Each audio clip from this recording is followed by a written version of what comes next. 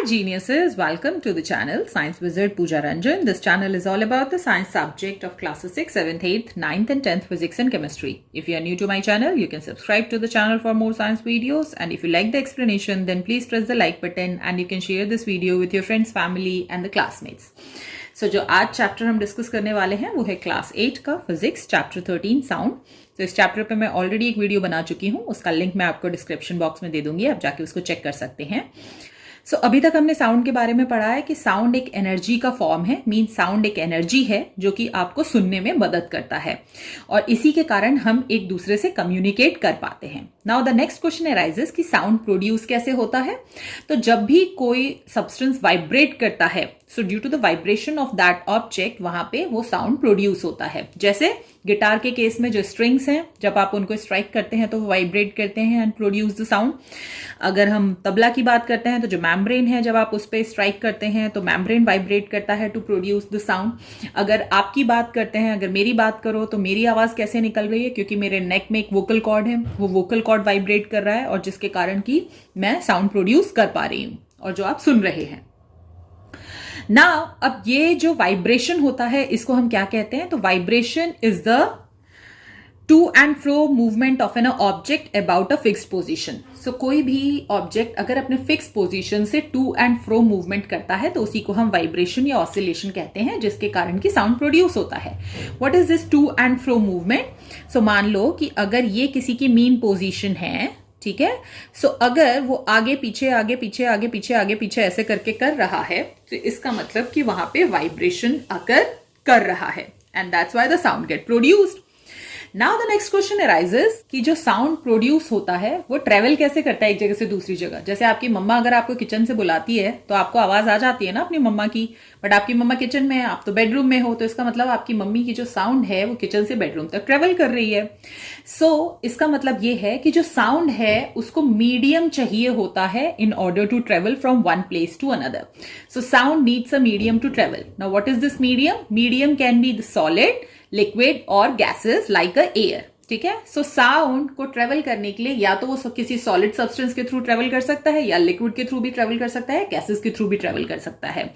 And that's why आप जब यहां पर धरती पर हो, अर्थ पर हो, ठीक है, सो वहां पर तो आपको आवाज सुनाई देती है, बट जैसे ही आपके अर्थ के एटमॉस्फेयर से बाहर चले जाते हो तो क्योंकि वहां पे कोई मीडियम नहीं होता है स्पेस में, और इसीलिए वहां पे अगर आपसे आपका फ्रेंड कोई बोलता है स्पेस में आपसे कुछ तो आपको आवाज सुनाई नहीं देती है.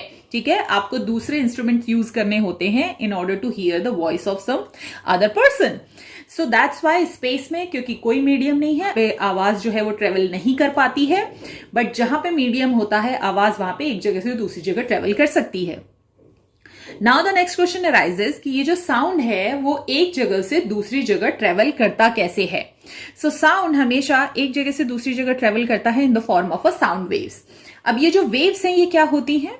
सो आपने नोटिस किया होगा कि जब भी आप पानी में पत्थर फेंकते हो ना तो आपने देखा होगा पानी में वेव्स क्रिएट हो जाती हैं. ठीक है, ऐसा ऊपर नीचे ऐसे करके वेव्स क्रिएट होती हैं पानी में. इन द सेम वे आप समुद्र में गए होंगे तो समुद्र की जो लहरें हैं वो कैसे आती हैं, ऊपर नीचे ऐसे करके. These are the waves. अब साउंड जो होता है उसमें कैसे वेव्स प्रोड्यूस होती हैं, लेट मी टेल यू.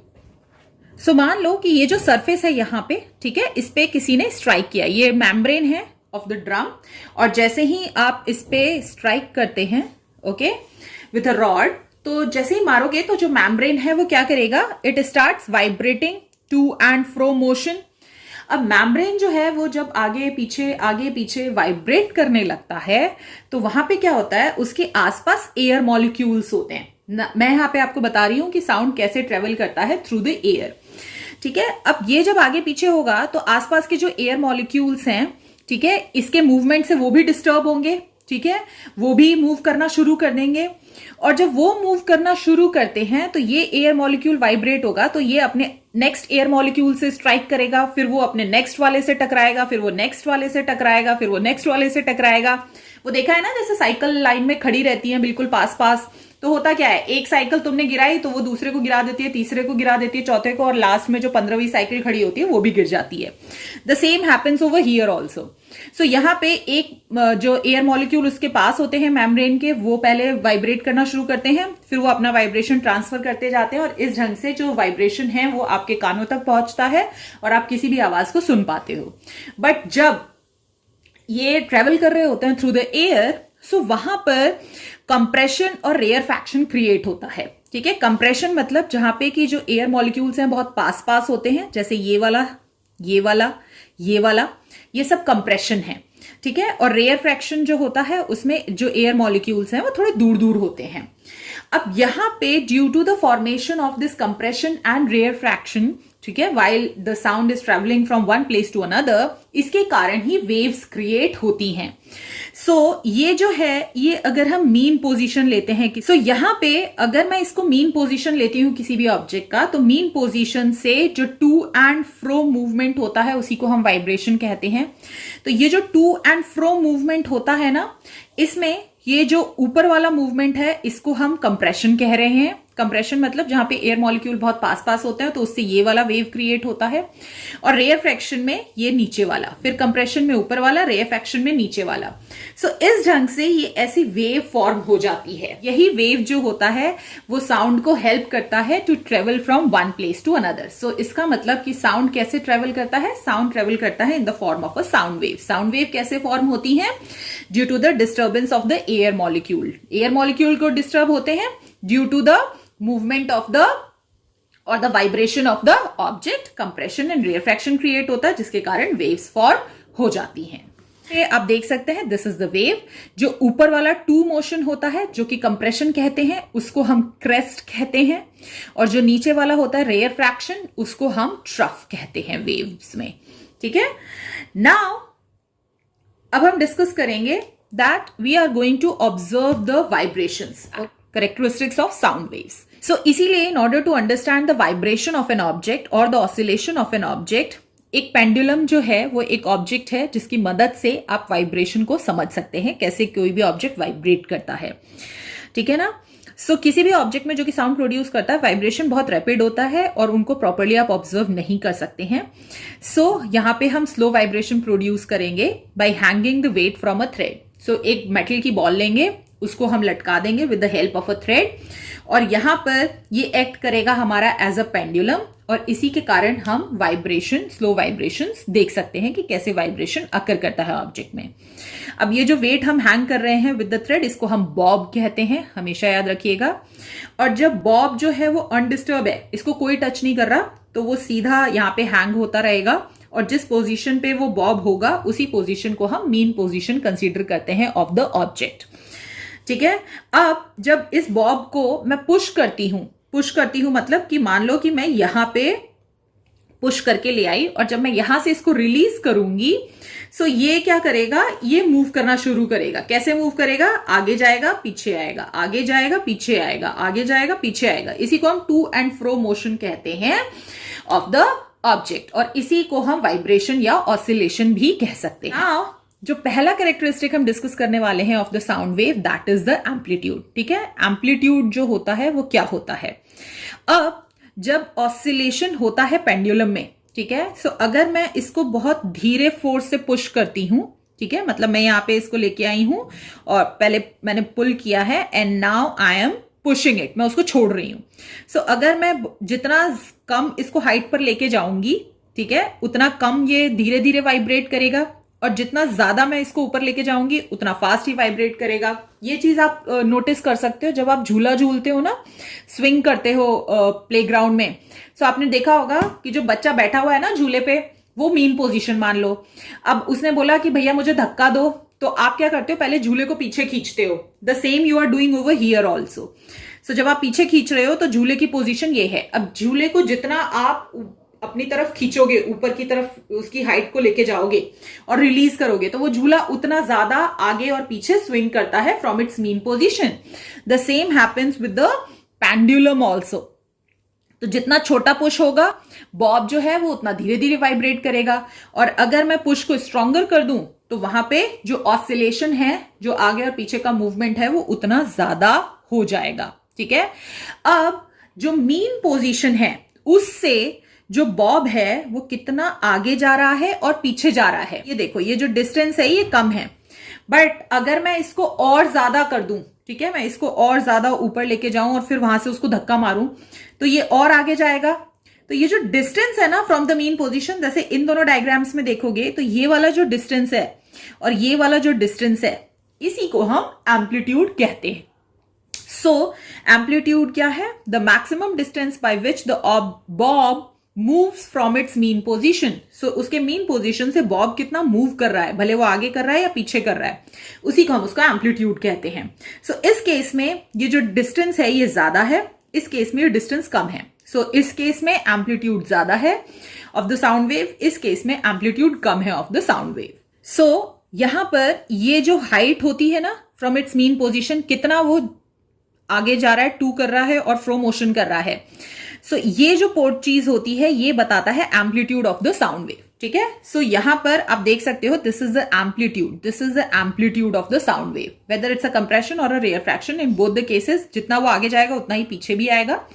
सो इसीलिए जो एम्पलीट्यूड है वो फिक्स रहता है। बट नाउ अगर मान लो कि मैंने उसको स्मॉल पुश दिया है, अब स्मॉल पुश में वो ज्यादा ऊपर और नीचे टू एंड फ्रो मोशन नहीं कर पाएगा। सो यहां पे आप देख सकते हो कि यहां पे ये जो एम्पलीट्यूड है ये लेस है, ये ज्यादा है ना एम्पलीट्यूड यहां पे, और यहां पे एम्पलीट्यूड लेस है। So what is amplitude? Amplitude is the maximum distance covered by the bob from its mean position. So this is the mean position and this is the distance covered by the bob in the to and fro motion. So this is called the amplitude of the sound wave. Next we are going to discuss is the time period. Okay, so what is time period? So time period is the time which is taken for a one complete to and fro movement. मतलब कि एक complete oscillation या एक complete vibration को करने में pendulum को जितना भी टाइम लगता है वो टाइम पीरियड होता है of that particular sound wave. Now इसको समझने से पहले हमें यह समझना पड़ेगा कि ये एक कंप्लीट ऑसिलेशन या एक complete to and fro movement होता क्या है in the case of pendulum. So यहां पर अगर मैं यहां से स्टार्ट कर रही हूं, this is my mean position, ठीक है। सो अगर ये मेरा स्टार्टिंग पॉइंट है ना, तो वापस बॉब मूव करने के बाद जब वापस इसी पोजीशन पे आएगा तो इसी को हम कहते हैं वन कंप्लीट ऑसिलेशन। अब ये बॉब मूव कैसे करेगा? सो आपने बॉब को मान लो इस पोजीशन से धक्का दिया। सो जब धक्का दिया आपने इस पोजीशन से, अब मान लो कि ये जो O है this is the mean position, ठीक है। अब यहां से जब आप बॉब को पुश करते हो, सो पहले बॉब क्या करेगा? बॉब आपका इधर जाएगा इस डायरेक्शन में, ठीक है। फिर वो कहां जाएगा? फिर वापस पीछे जाएगा और फिर पीछे घूमने के बाद वो वापस कहां आएगा? वापस यहां आएगा।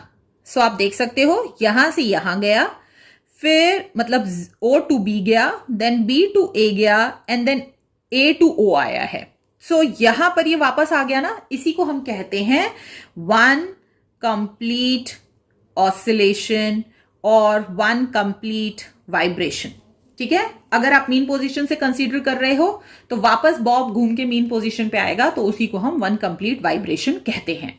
एक बार और मैं समझा देती हूं, O to B, then B to A and then A to O। सो देख रहे हो O से शुरू हुआ, O पे खत्म हो गया, और इसी को हम वन कंप्लीट वाइब्रेशन कहते हैं। अब इस केस में हम क्या देखेंगे कि अगर मैं वाइब्रेशन जो है वो यहां से, मैं इसको अगर मीन पोजीशन कंसीडर करती हूं, मैं यहां से कंसीडर कर रही हूं, ठीक है। सो यहां से क्या होगा कि यहां से ये जो बॉब है वो A से O जाएगा, O से फिर B जाएगा, ठीक है, और फिर B से घूम के ये वापस कहां आएगा? A पे। सो यहां पे देखेंगे वन कंप्लीट ऑसिलेशन कितना हो जाएगा? From A to O, then again from O to B and then again from B to A, ठीक है। सो A से शुरू हुआ, वापस A पे आ गया, तो इसको भी हम वन कंप्लीट ऑसिलेशन कंसीडर कर सकते हैं। सो एक कंप्लीट ऑसिलेशन करने में किसी भी पेंडुलम को जो टाइम लगता है उसी को हम टाइम पीरियड कहते हैं। यहां पर बहुत डिफिकल्ट होता है to measure the time for single oscillation. So यहां पर इसीलिए हम मेजर करते हैं time taken for at least 10 oscillations. So 10 oscillations के लिए जितना भी टाइम लगा, मान लो 10 सेकेंड्स लगा। सो अगर 10 ऑसिलेशंस में 10 सेकेंड लग रहे हैं तो एक ऑसिलेशन में कितना हो जाएगा, 10/10, तो वो हो जाएगा 1 सेकेंड। सो मैं कह सकती हूं कि जो टाइम पीरियड है for that particular pendulum is the time period by the pendulum for 1 oscillation is 1 second. So उसका टाइम पीरियड 1 सेकेंड है। So this is how I can calculate. So ये मैंने फॉर्मूला लिख दिया of the time period. So time period is equal to total number of oscillations upon total time taken. So अगर किसी का total number of oscillations 10 है और अगर उसको 10 सेकेंड्स ही लगे हैं, सो इसका मतलब मेरा टाइम पीरियड हो जाएगा 1 second. Now next we are going to talk about the frequency. अब फ्रीक्वेंसी में हम क्या देखते हैं, frequency is the number of oscillation per second. एक सेकेंड में, ठीक है, वो जो ऑब्जेक्ट है वो कितने ऑसिलेशंस कंप्लीट कर लेता है वो उसकी फ्रीक्वेंसी बताता है। ठीक है, तो बोलोगे कि मैम क्या ये वेरी कर सकता है? अब खुद ही सोच के देखो, किसी ऑब्जेक्ट को अगर बहुत जोर से धक्का मारेंगे तो वो बहुत जल्दी जल्दी वाइब्रेट करेगा ना, और जल्दी जल्दी वाइब्रेट, नंबर ऑफ ऑसिलेशंस पर सेकंड ज्यादा हो जाएंगे। और वही ऑब्जेक्ट जो है उसको मैंने बहुत धीरे से पुश किया है, सो वो बहुत धीरे धीरे वाइब्रेट करेगा, तो एक सेकंड में नंबर ऑफ ऑसिलेशंस कम होंगे। ठीक है, सो इसीलिए फ्रीक्वेंसी जो होता है वो होता है नंबर ऑफ ऑसिलेशंस पर सेकेंड। एक सेकेंड में कोई भी ऑब्जेक्ट जो है वो कितना वाइब्रेट करता है वो उसकी फ्रीक्वेंसी बताता है ना। अगर हम पेंडुलम के केस में बात कर रहे हैं, सो किस केस में जो फ्रीक्वेंसी है वो ज्यादा होगी। अब मान लो कि वहां पे जो बॉब है वो तो हम सेम ही रख रहे हैं, वो जो हैंग किया हुआ है ना मास आपने, मेटल बॉल, वो तो सेम है। बट अगर आप लेंथ चेंज कर दो ना पेंडुलम की, मतलब कि वो जो थ्रेड है उसकी लेंथ चेंज कर दो अगर आप, तो फ्रीक्वेंसी जो है वो चेंज हो सकती है। ओके सर, इन दोनों ही केस में एज यू कैन सी कि जो लेंथ है ना यहां से यहां तक की, वो बिल्कुल सेम है। तो जब लेंथ सेम रहेगी, मतलब जो फ्रीक्वेंसी है वो डिपेंड करती है on the length of the thread. ठीक है, वो नहीं डिपेंड करती upon the mass of the Bob. इस बॉल को मैं अगर भारी भी कर दूंगी तो भी वहां पे फ्रीक्वेंसी पे बहुत ज्यादा कोई असर नहीं होगा। बट अगर मैं इस थ्रेड की लेंथ को बड़ा और छोटा कर देती हूं तो फ्रीक्वेंसी चेंज हो जाएगी।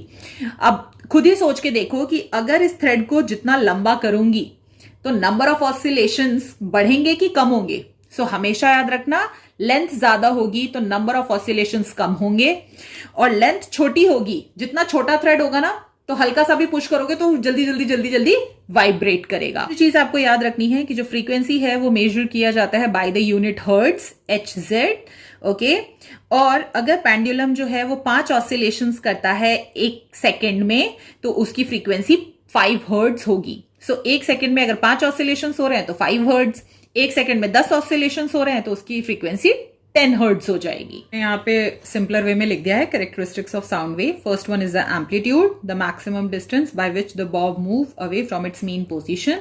सो ये साउंड वेव है। सो ये जो डिस्टेंस होता है from the mean position, whether it's in crest और in trough, so that's the amplitude. So यहाँ पे इसका देख सकते हो, ये जो डिस्टेंस है वो ज्यादा है तो इसका हायर एम्पलीट्यूड है, और इस वाली साउंड वेव का डिस्टेंस कम है तो इसका लोअर एम्पलीट्यूड है। Time period, so time period is the time taken for the one complete to and fro motion और द ऑसिलेशन।